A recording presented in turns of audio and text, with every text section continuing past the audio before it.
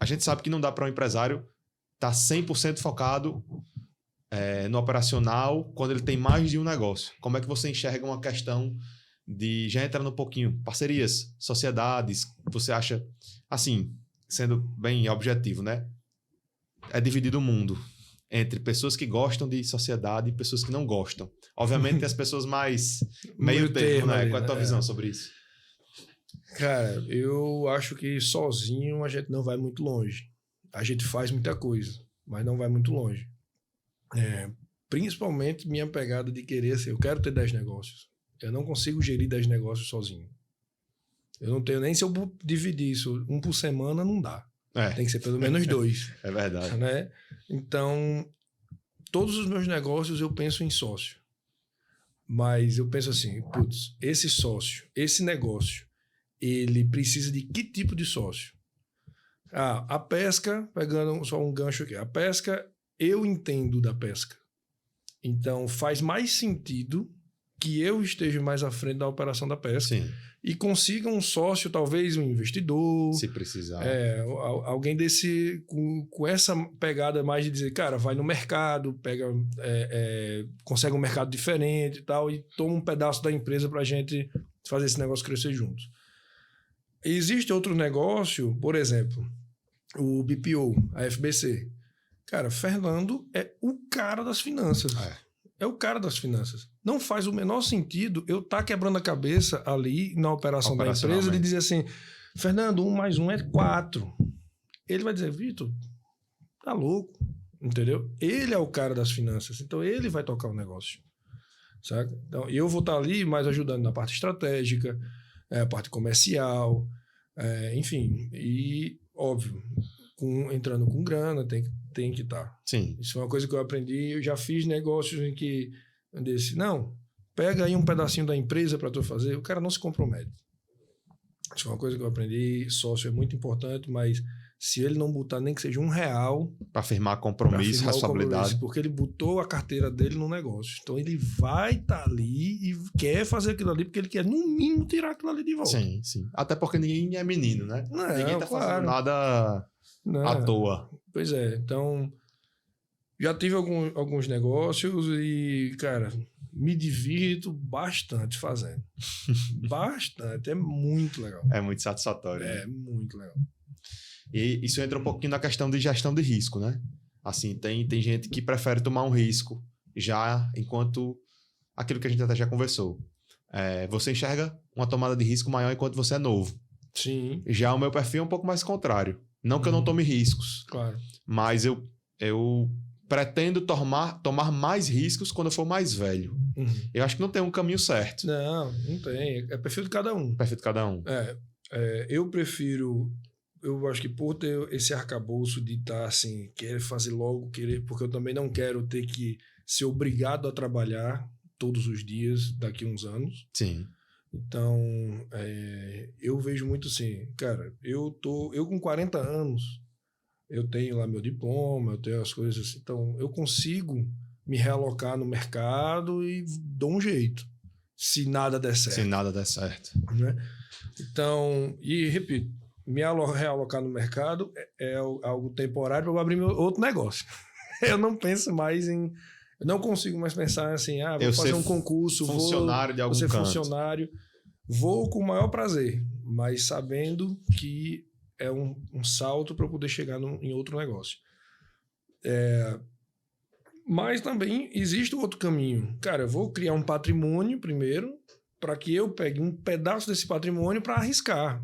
Cara, faz parte também. Cada um leva e não tem caminho certo. É isso aí. Os dois dão certo. E os dois dão errado. Justo. Então, o que importa é o que você conseguiu fazer dar certo. E nessa questão de patrimônio, bicho, eu vejo muito assim... tem muita gente que enriquece a pessoa física antes da pessoa jurídica. E, assim, é uma coisa um pouco da nossa cultura. Acho que lá fora tá melhor nisso. Do cara, confundir faturamento com lucro, e esse faturamento já verá um carro de luxo, isso é bem comum. E tem uma vez eu vi no Instagram, eu acho que é além do CNPJ, é um empresário lá do Sul, e ele dava umas dicas e tal. E ele fala uma coisa que eu nunca esqueci. A história dos copinhos. Ele falava assim, olha, a sua empresa tem... Dos baldes. A sua empresa tem que ter vários baldes. E quando você vai enchendo o balde de água, só depois que ele tá cheio que ele começa a vazar para o próximo, sim, que você começa a utilizar esse. Então ele fala, cada empresa vai ter sua estrutura de balde. Uma empresa ela pode ter uma estrutura aqui que primeiro é reserva de emergência. Quando ela começa a vazar, ela vaza para o capital de giro. Quando começa a vazar o capital de giro, começa a ir para o pote do lucro. Então, assim, muita gente confunde o balde. Joga o balde do lucro na frente da reserva, na frente do capital de giro. Às vezes vai ter um balde de investimentos. No seu caso, tem um barco que tem uma estrutura que de X em X anos precisa fazer uma manutenção. Isso é caro. Tem que ter o baldezinho da manutenção também, né? Tem. A gente tem lá na empresa, a DRE da gente é assim... Todos aqueles itens que a gente não vai se ater aqui, todos aqueles itens de DRE, normal e tal. Aí vem, quando chega o lucro ali embaixo, aí eu pego a linha do Excel, jogo mais uma linha para baixo, aí boto reserva de emergência da empresa. Porque até para a empresa, por exemplo, até para a Alfamares, que é transporte marítimo. Então tem um contrato. Eu fiz o transporte...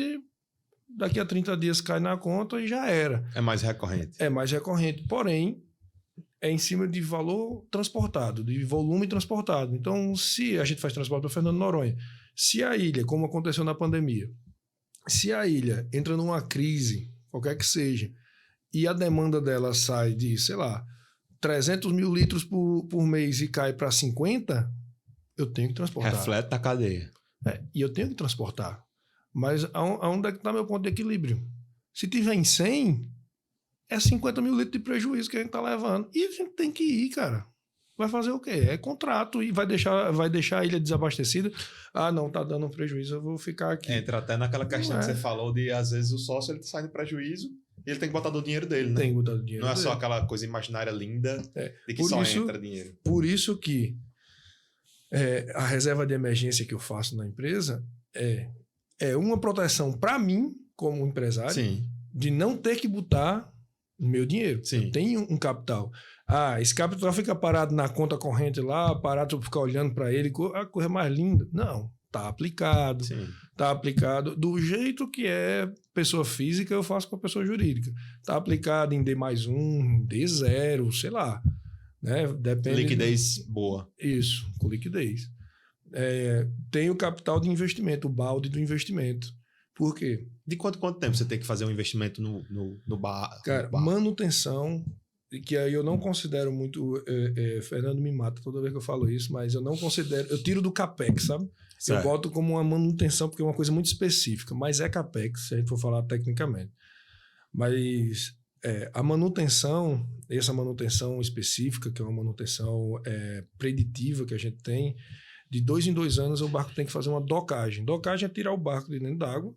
Então, você faz toda a inspeção no casco, tira o hélice, tira leme. Tem os anodos de sacrifício, que eles sacrificam para o barco não ter tanta corrosão. Trocar a pintura, fazer tudo isso. Se tiver que trocar chapa, trocar chapa. Nesse período, ele fica quanto tempo parado? Depende. A gente tenta parar o menos possível. Porque quando para, ele deixa de estar faturando. Ele deixa de estar faturando, e você está pagando diária para o estaleiro também. Né? Então, mas normalmente vai dar aí uns 10 dias. Uma docagem bem feita, assim, vai dar uns 8 dias.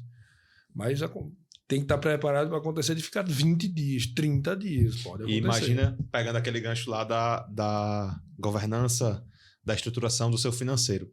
Imagina se você não tem... vamos dizer que você vai gastar 4.800 para resolver, vamos dizer, 480 mil para resolver essa manutenção de 2 anos. Então, você tem, aliás, vamos dizer 240 mil. Você vai ter ali 24 meses para guardar todo mês um valor. Isso. Então, se você não faz isso e começa a embolsar isso como lucro e gastar, quando chegar na hora da manutenção, você vai fazer um empréstimo, um financiamento, aí você paga juros, bola de neve. Pois é. A gente faz, como é que a gente faz lá? A gente vai... reservando essa grana para isso. Quando chega perto, uns 6 meses antes da gente ter que docar, Eu comecei nos bancos. Ó, vou docar. O banco já sabe, né? Uhum. Vou docar, preciso de tantos mil. Qual é a proposta que você tem? Até para você não ter que se descapitalizar 100%, Isso. capital próprio. E aí eu vou ver qual é a proposta, porque eu já digo para ele, eu fiz, não, eu consigo fazer sozinho. Se vocês não me deram uma proposta boa, eu faço sozinho.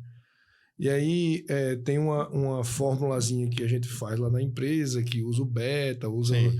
Né? Então, se o que o banco passar para a gente tá melhor do que isso daqui, ou até melhor do que a margem da empresa, cara, eu não vou tirar meu capital. Sei lá, eu tenho uma margem, vamos botar aí 15%, é uma margem média tranquila aí para o mercado. E o banco está te oferecendo a 20%, usa o seu, cara. Esse capital que está guardado aqui, ele está representando ali 15% de margem. Mas se o banco te oferece a 13%, por que eu vou pegar esse capital? Eu tenho que remunerar esse capital aqui em 15% e o banco está me oferecendo a 13%. Eu vou pegar a 13%, entendeu? Faz parte da gestão eficiente do capital, né? Pois é. E quando a gente vai olhar, é inteligente, até do ponto de vista contábil, que algumas empresas, em algumas determinadas situações, tomem dívida de terceiros. Sim. Isso impacta até na questão de uma estratégia tributária de diminuir impostos.